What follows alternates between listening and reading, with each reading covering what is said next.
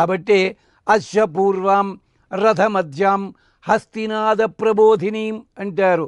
స్వయంభోమనువు చెప్తాడు. స్వయంభోమనువు ఆ సంహిత లోపల బోధ్యమానా గజై, ఏనుగుల ఘీంకారాలతో మెళకువ తెచ్చుకుంటుంది ఈవిడ. నాచ్యార్ తిరుమషిలో అమ్మవారంటారు, కనాకండేన్ తోడి కనాకండేన్, చలి నేను తూచాను నా స్వామిని, నన్ను పెళ్లి చేసుకోవడానికి వస్తున్నాడు, 1000 ఏనుగులతో కలిసి వస్తున్నాడు, వారణమాయిరం అంటారు.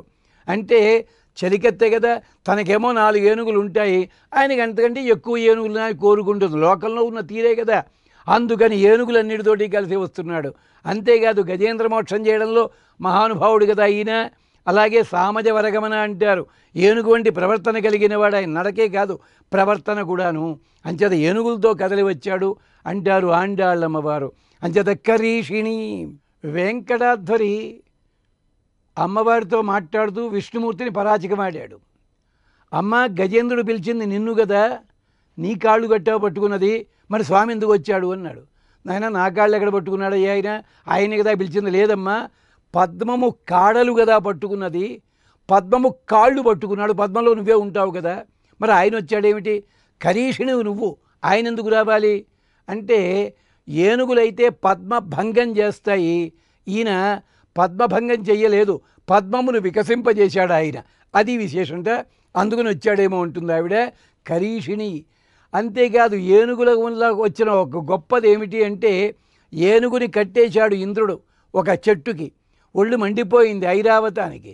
నాలాంటి వాడిని పట్టుకు దీనికి కట్టేస్తావా అంటే, ఆ ఏనుగుని కట్టివేసిన కట్టుకొయ్య నుంచే ఒక లత ఆవిర్భవించింది. ఏదది? నాగవల్లి. అంటే మనకి తెలుసున్న తాంబూలం అన్నమాట, తమలపాకు. అది పత్రం, పుష్పం, ఫలం, తోయం 4 దాంట్లో ఉన్నాయి. నాగవల్లి లేనిదే ఏ పూజ నడవదు, అది విశేషం అన్నమాట. అలాగా అమ్మవారి అనుగ్రహం చేత ఇన్ని రకాల సన్నివేశాలు.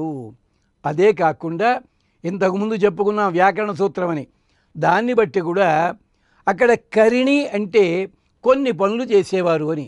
ఒకప్పుడు మనకి కరణాలు అనేవారు, కరణ శబ్దం కరణీయం, ఏ పని ఎలా చేయాలో తెలుసున్న వాళ్ళు అని అర్థం. కరిణి అంటే కొన్ని పనులు చేసేవారు, కర్తలు అని చెప్పి. వారికి దగ్గరగా ఉండేది అమ్మవారు. కరీషిణీం అంటే కరిణో నామ కర్తారహ, కర్తలయ్యేవాళ్ళు, పనులు చేసేవాళ్ళు. ఎవరు వాళ్ళంటావా? త్రిశుద్ధాః త్రిక్రియాపరాః, వాళ్ళు వాక్కు మనస్సు కర్మ 3 కూడా శుద్ధి కలిగిన వాళ్ళు.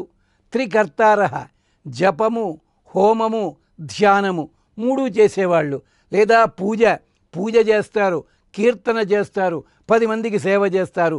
త్రికర్తారః, వాళ్ళందరికీ కూడా కరీషిణి, వాళ్ళందరికీ కూడా అందుబాటులో ఉన్నది. అందుకనే ఇటీవలి కాలంలో యజ్ఞాల్లో లక్ష్మీ కటాక్షం. అందుకనే ఎలాగా వాళ్ళు చక్కగా అన్నీ చేస్తుంటారు కదా, హోమము జపము వగైరా. అంచేతనే పాపం చక్కగా 30-40 లక్షలు ఖర్చు అని అంటారు. అంతా వచ్చినా కూడా 2 లక్షలే ఖర్చు అవుతుంది. లక్ష్మీ కటాక్షం అలా కూడా జరుగుతోంది. అలా జరిగేది లక్ష్మీ కటాక్షం కాదు, వాళ్ళు కాదు కర్తారాలంటే. ఒకప్పటి సాంప్రదాయంలో స్వామీజీలు పెద్దలు ఉండేవారు, ఒక తరం వాళ్ళు. ఒక యజ్ఞం చేసినట్టయితే ఆ యజ్ఞంలో మిగిలిన వస్తువులు ఉంటాయే, ఆ వస్తువులు అక్కడికక్కడ ఖర్చు పెట్టేవారు. దాన్నే ధూళిదానము అంటారు. ఒక యజ్ఞం కోసం వనరులు తయారైనట్టయితే ఆ యజ్ఞం కాగానే ఆ వనరులు కూడా అందరికీ పంచిపెట్టేసేవారు. మళ్ళీ రెండో యజ్ఞానికి మళ్ళీ అంతే తప్ప ఒక యజ్ఞం చేస్తే దాంట్లో మళ్ళీ ఇంకో యజ్ఞానికి దానికి మళ్ళీ డబలు. ఇది యజ్ఞం కాదు. కరీషిణి అంటే నిష్కల్మషంగా కర్మానుష్ఠానం చేసేవాళ్ళు కరీషిణి. అంచేత అలాంటి వాళ్ళకి అధిపతి ఆవిడ.